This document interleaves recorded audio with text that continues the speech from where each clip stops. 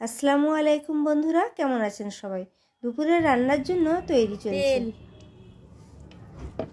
এটা রসুন পাতা,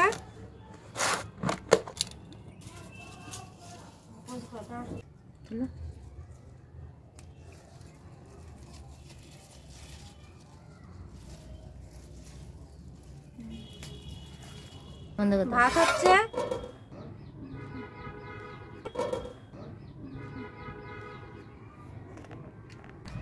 কেমন আছো সবাই? আজকে আমি একটা ভর্তার রেসিপি দেখাচ্ছি। এই যে টমেটো, দেশি টমেটো, কাঁচা টমেটো নিয়েছি, বেগুন আর নিয়েছি সিম।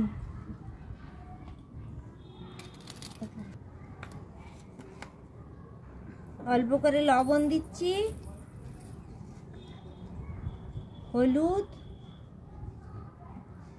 আর অল্প লঙ্কা গুঁড়ো।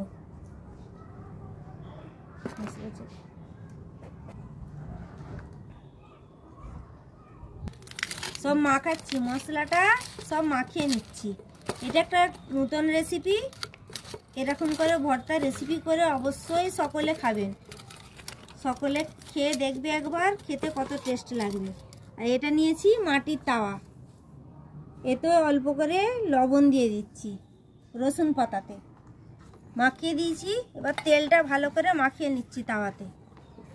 এই যে তেলটা আছে, তেলটা ভালো করে তাওয়াতে মাখিয়ে নিয়েছি।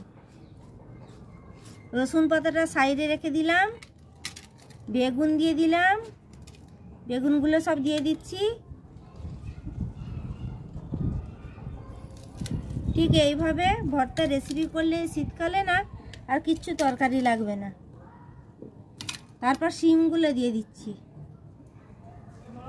সাইডে সাইডে শিমগুলো দিয়ে দিচ্ছি।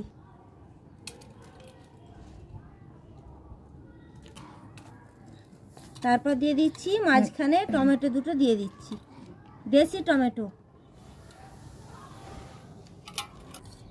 তারপর এই যে মশলা মাখানো পানিটা, সেটাও দিয়ে দিলাম। ভাত, বাঁধাকপি, আলু, মটরশুঁটি তরকারি আর এই যে সিম, বেগুন, টমেটো দিয়ে ভর্তা রেসিপি বানাচ্ছি।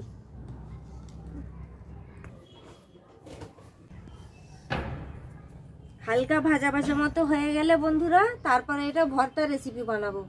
রসুন পাতা, বেগুন, সিম, দেশি টমেটো, লবণ হলুদ মাখিয়ে তেল দিয়ে আর মাটির তাওয়ার মধ্যে দিয়ে আর উনুনের উপরে বসিয়ে দিচ্ছি। এবার আমি ঢাকা দিয়ে দেবো। 5 মিনিটের মতো টাইম লাগবে, 5 মিনিটের মধ্যেই হয়ে যাবে রেসিপিটা। এটা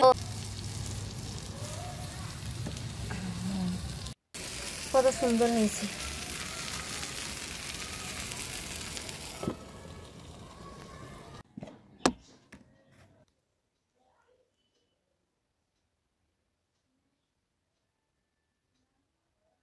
কেমন লাগলো ভর্তার রেসিপি কমেন্ট করে অবশ্যই জানাবেন, আর একটা শেয়ার করে দেবেন, লাইক করতে ভুলবেন না।